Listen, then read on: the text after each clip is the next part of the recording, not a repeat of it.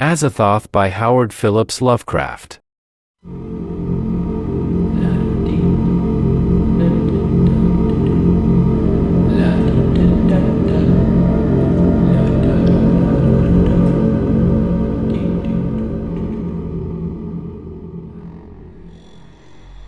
When age fell upon the world, and wonder went out of the minds of men, when grey cities reared to smoky skies tall towers grim and ugly, in whose shadow none might dream of the sun or of spring's flowering meads, when learning stripped earth of her mantle of beauty, and poets sang no more save of twisted phantoms seen with bleared and inward-looking eyes, when these things had come to pass, and childish hopes had gone away forever, there was a man who traveled out of life on a quest into the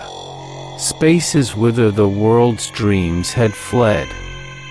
Of the name and abode of this man but little is written, for they were of the waking world only, yet it is said that both were obscure.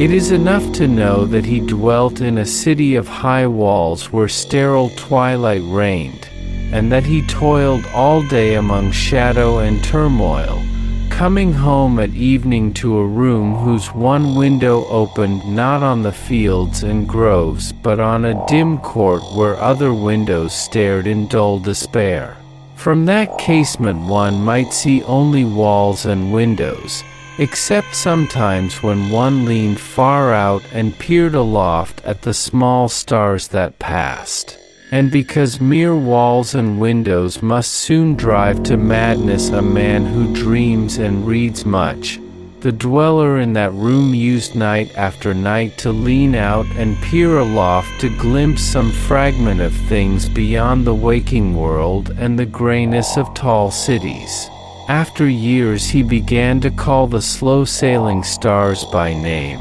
and to follow them in fancy when they glided regretfully out of sight, till at length his vision opened to many secret vistas whose existence no common eye suspects. And one night a mighty gulf was bridged, and the dream-haunted skies swelled down to the lonely watcher's window to merge with the close air of his room and make him a part of their fabulous wonder.